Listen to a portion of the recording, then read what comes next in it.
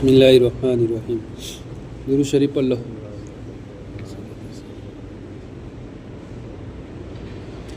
نبی کریم صلی اللہ علیہ وسلم کا ارشاد ہے کہ رمضان مبارک کی ہر شب و روز میں اللہ کے یہاں سے جہنم کے قیدی چھوڑے جاتے ہیں، اور ہر مسلمان کے لیے ہر شب و روز میں ایک دعا ضرور قبول ہوتی ہے۔ بہت سی روایت میں روزے دار کی دعا کا قبول ہونا وارد ہوا ہے۔ بعض روایت میں آتا ہے کہ افطار کے وقت دعا قبول ہوتی ہے، مگر ہم لوگ اس وقت کھانے پر اس طرح گرتے ہیں کہ دعا مانگنے کی تو کہاں فرصت، خود افطار کی دعا بھی یاد نہیں رہتی۔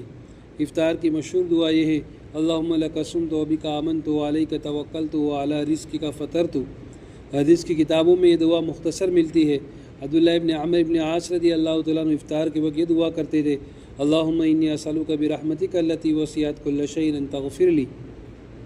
بعض کتب میں خود حضور صلی اللہ علیہ وسلم سے دعا منقول ہیں: یا واسع الفضل اغفر لی۔ اور بھی متعدد دعائیں روایت میں وارد ہوئی ہیں، مگر کسی دعا کی تخصیص نہیں۔ اجابت دعا کا وقت ہے، اپنی اپنی ضرورت کے لیے دعا فرماوے، یاد آ جائے تو اس سیاکار کو بھی شامل فرما لے کہ سائل ہوں اور سائل کا حق ہوتا ہے۔ حضور اکرم صلی اللہ علیہ وسلم کا ارشاد ہے کہ 3 آدمیوں کی دعا رد نہیں ہوتی: ایک روزے دار کی افطار کے وقت، دوسرے عادل بادشاہ کی، اور تیسرے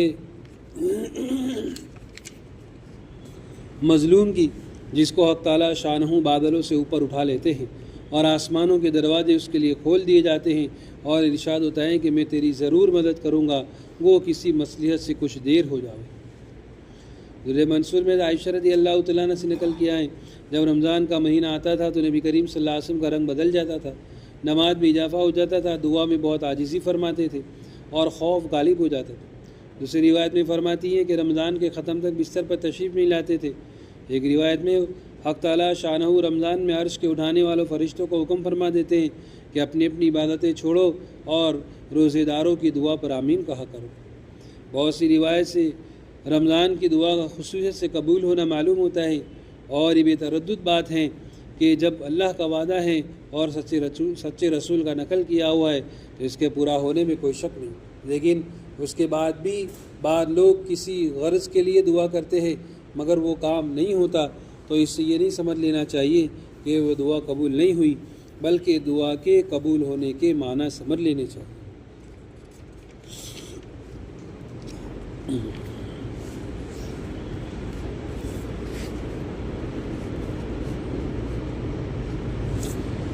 حضرت علقمہ رضی اللہ تعالیٰ عنہ فرماتے ہیں کہ جب ہماری جماعت حضور صلی اللہ علیہ وسلم کی خدمت میں حاضر ہوئی تو حضور صلی اللہ علیہ وسلم نے ارشاد فرمایا کہ تمہارے اسلام کی تکمیل اس میں ہے کہ مالوں کی زکوٰۃ ادا کرو۔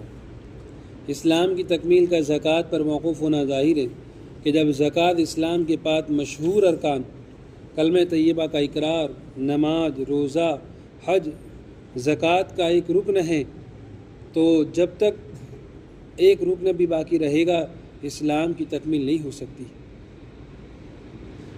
حضرت ابو ایوب انصاری رضی اللہ تعالیٰ عنہ فرماتے ہیں کہ ایک صاحب حضور صلی اللہ علیہ وسلم کی خدمت پہ حاضر ہوئے اور عرض کیا: مجھے ایسا عمل بتا دیجئے جو مجھے جنت میں داخل کر دے۔ حضور صلی اللہ علیہ وسلم نے فرمایا: اللہ کی عبادت کرو، کسی کو اس کا شریک نہ کرو، نماز قائم کرو، زکوٰۃ ادا کرتے رہو اور صلہ رحمی کرتے رہو۔ ایک اور حدیث میں ہے، ایک اعرابی نے سوال کیا: مجھے ایسا عمل بتا دیجئے جس پر عمل کر کے جنت میں داخل ہو جاؤں۔ حضور صلی اللہ علیہ وسلم نے فرمایا: اللہ کی عبادت کرو، اس کے ساتھ کسی کو شریک نہ کرو، فرض نماز کو اہتمام سے ادا کرتے رہو، فرض زکوٰۃ ادا کرتے رہو، رمضان کے روزے رکھتے رہو۔ ان صحاب نے عرض کیا: اس ذات کی قسم جس کے قبضے میری جان ہے، اس میں ذرا بھی کمی زیادتی نہ ہوگی۔